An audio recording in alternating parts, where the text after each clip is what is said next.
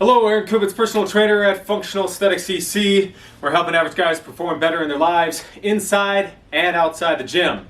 Today's video, as the title implies, I'm going to be talking about what you can do to help to alleviate some of that foot pain in the long term. So this is not a short-term fix. It can often take quite a bit of time, but in the long term it'll leave you far better off. Oftentimes in life there are things that you can do short term, right? Take some pain medications to mask that pain. You could take another medication to help you with whatever issue you're having. But if you truly want to find relief from a problem, oftentimes it takes a disciplined long-term approach to address it. So yes, sure, you can wear those foot special orthotics, you can wear those inserts and stuff, and in many cases that is actually warranted. There are people who have maybe had a traumatic injury so that the structural integrity of their foot has been permanently compromised.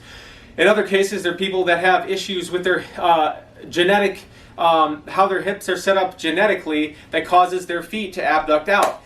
There's other people that have, any other number of issues that might actually make it so that they can't correct what their foot problems, and they might need something going on. But for the vast majority of people, the issues with your foot pain, maybe your knee pain and your hip pain caused by your foot, actually can be corrected through corrective exercise, restoring proper muscular balance, and correcting deficits in your strength in key muscle groups. So let's start with a discussion about what actually contributes to you having this foot pain that might require you to get a special insert or special orthotics for your feet.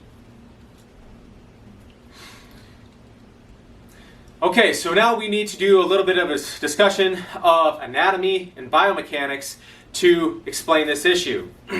So, in today's society, and it's becoming ever more prevalent that people are spending increasing amount of time sitting as a result of their jobs, or driving, or commuting to and from work, or maybe they're students, so they're sitting all day in class, and then when they're done, maybe they're going and sitting some more and studying, and then when they're done with that, they're so exhausted, all they want to do is sit and watch Netflix or scroll through social media to help relax afterwards. Okay? So, whatever the cause might be, people are spending a lot of time sitting. So what this does is it puts you in an unnatural position for prolonged periods of time. Our bodies were not meant to be sitting the majority of the day. We're supposed to be, sitting when we're eating, sitting, and then basically laying down when we're sleeping. And the rest of the time we were meant to be up and about, walking and moving, right? And as we've moved from a more, industrial sort of economy to a more information sort of economy, people are spending more time with technology, taking in information on videos and stuff. And so even in our free time, we're spending a lot more time sitting than, say, we did in the past. So what happens when you're sitting all the time is that the butt muscles, their key function is to extend the hip, externally rotate the leg, right? And the hip flexors in the front, what they're supposed to do is to flex the knee, right? So when you're sitting all the time, the muscles responsible for flexing the knee, or flexing not the knee but the hip, are going to become shortened. And then the muscles responsible for extending the hip are going to become weak. And maybe even some of the nerves supplied to those from sitting on them all the time is going to be somewhat stifled. And so you're going to have somewhat of what they call glute amnesia, or this butt amnesia. And the butt, forgets how to fire properly, so that even when you're doing an exercise at the gym, such as a barbell hip thrust or something like that, or a kettlebell swing, that the muscles that you're supposed to be working with that movement are not actually working and you're actually diverting some of the load from whatever weight you're lifting to other muscles that are not the target of that exercise, okay? So, how does this affect, or what impact does this have on your feet? Because what we're talking about here is inserts and orthotics, right? And now I'm starting to talk about your butt muscles and your hip flexors, so which are, a couple of joints away from the joint that we are concerning ourselves with in this video. Okay? Well, if the function of the butt is to extend the hip and externally rotate the leg, the opposite of that function is to flex the hip and internally rotate the leg, right? So when you're in normal walking, and if you are a runner who doesn't run with a mid-foot, strike, where you're landing more in the middle of the foot, and you're maybe running at a slower pace, you're going to be landing on the heel. Your foot is also going to be slightly internally rotated, right? So you're going to have this supination action going on with the foot. You're going to land slightly towards the outside of the heel, and then you're going to collapse or rotate more towards the middle. Now, under natural circumstances, what's supposed to happen is that the arch is going to collapse slightly, and then because if you have a healthy plantar fascia and your arch structure is healthy, it's going to create some potential energy there, just like a bowstring. So you're stretching all these structures, and then when that pressure is released, it's going to help spring you back out of that motion so that the muscles in your legs don't have to work quite as hard, because you're getting a little bit of that elastic action going on there, right? Now, one thing that also assists, because if it was just the arch of the foot doing all this and carrying the entire weight of your body, and the ligaments and the tendons and stuff down there had to bear the brunt of that weight, they would get overstressed and overworked over time. And this is actually oftentimes why people will get plantar fascia going on, or they get this IT band, pain and stuff, on the outside of the leg, because the action of the glutes is to help to decelerate, so when the foot hits the ground, you're collapsing, and then the butt muscle, it's stretching because it's going the opposite direction of what it's intended to do, right? So it's stretching, and it's helping to slow down that internal rotation of the foot, right?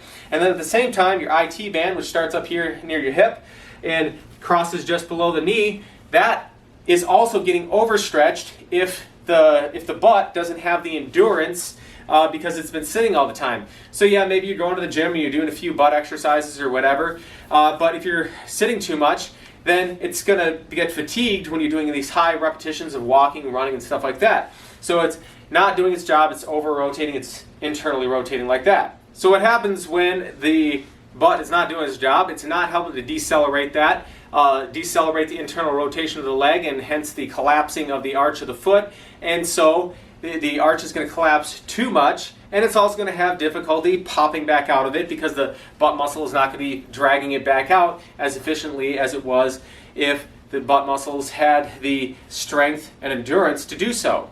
Another muscle that is located in your foot, it actually originates on the back side of the ankle here, crosses underneath the bottom of the foot, and it goes at a diagonal across the bottom of the foot, connecting to the base of the big toe here, and that one is called the flexor hallucis longus muscle. And what that muscle is supposed to do is it's supposed to create a braking action where that big toe actually pushes down into the ground, and while the foot is rotating in, instead of continuing to rotate in, that foot muscle in conjunction with the butt muscle help to press that big toe into the ground and cause you to rotate back over the middle of the foot. And then you're on your merry way. Now, if that's not happening, you're going to be rotating over the inside of the foot. And over time, what's going to happen is that your body's going to kind of do a little bit of evolution here, right? So it's going to cause the foot to abduct out to the side. And because they're like, well, we're always doing this anyway, let's make it more efficient. Instead of having to rotate out like that every time, we'll just rotate your foot out here, and then you'll be going like this. And then it starts to create more knee stress on the inside of the knee joint because you're always running like this all the time, okay? So oftentimes if you got your feet splayed out like that, it's because the foot is rotated out and going like that. Or it's because you have that weakness in the butt, weakness in the flexor hallucis longus, various other muscles and tendons and ligaments in the lower leg, and it's causing that to happen. So oftentimes what people will do is you'll get this foot orthotic or insert because you're like, man, I got all this pain in my feet, and maybe my knees and my low back, and things are going on here, right? And so I need to get this thing in there to help support the arch. Well, in reality, for most people, the muscles and ligaments in your foot and your lower and upper leg should be able to handle that just fine. And if they're not, then you're going to get that pain. It's kind of like if you break your arm, right? If you break your arm, well, you have to wear a cast. But if you wear a cast forever, you basically lose most of the muscle mass in your arm. You get really super weak. Everything would atrophy because you're not using it, right? Same thing happens when you're wearing an insert or a foot, the special orthotic on your foot, is that it causes everything to get weak. right? Because it doesn't have to do its job. So in the short term, if you have if there is a lot of instability in the arch, it can be helpful to wear that special orthotic or insert, right? And then as you do some corrective exercise modalities, things that I teach in some of my programs, maybe I'll make a video in the future demonstrating specific exercises that you can do to help strengthen up your foot and in your lower leg muscles, right? But as you start working on those things, then you can start to wear those orthotics less. And over time, the muscles will be able to support that load over longer and longer periods of time, and you won't need to wear those orthotics as much. Now, as I said at the beginning of the video, this is a very long and tedious process. It can take a lot of time, it takes a lot of discipline to do this, and this is why oftentimes people don't do it. People are more likely to go to a chiropractor than they are to go to a physical therapist. And why is that? Because the physical therapist is going to give them a home exercise program, right? And they're going to have to go and do that thing. When you go to the chiropractor sits you on there, cracks you up. He might give you a home exercise program, but it's not basically the meat and potatoes of the treatment, right? The meat and potatoes is the bone manipulations, right? And so people want to do that. Or instead of going to get to the root cause of why is my digestive system off, take a pill, take an antacid or something like that, right? Because it will alleviate the pain in the short term. And that's just human nature. But if you truly want to find relief for your foot pain, knee pain, hip pain, and stuff like that, you got to get to the root cause, fix and correct those structural imbalances, muscular imbalances, biomechanical deficiencies in your gait patterns and stuff like that to help you with that. So, when I work with clients, I go on basically a 3 different phase approach. So I'm going to start out first with some massage issues, basically to help release some of that irritation that's going on. So if your plantar fascia is continually being overstretched all the time,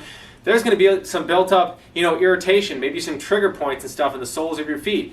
Same thing with your butt, your IT band. Those things are, if they're constantly being, stressed out, it's going to cause that. And then lastly, the second phase would be stretching. So maybe a muscle, say your hip flexors, right? Your hip flexor you're constantly sitting like in this position like that. The hip flexor is going to be chronically shortened. So we want to stretch that out. And then just because it's short and tight doesn't mean it's strong. So we also want to strengthen that in addition to the butt muscle. So the butt muscle is the one that's going to help to decelerate that internal rotation of the leg. Well, we want to do some exercises to first train the muscle to fire properly, switch on, and do its job properly, and then over time progressively overload it, increase the level of difficulty, and then increase levels of repetitions until finally you're able to, and then in general just spend more time walking, running, and stuff like that for the rest of your life once you fix these problems, so that you can maintain that normal function in your legs. If you don't use it, you lose it.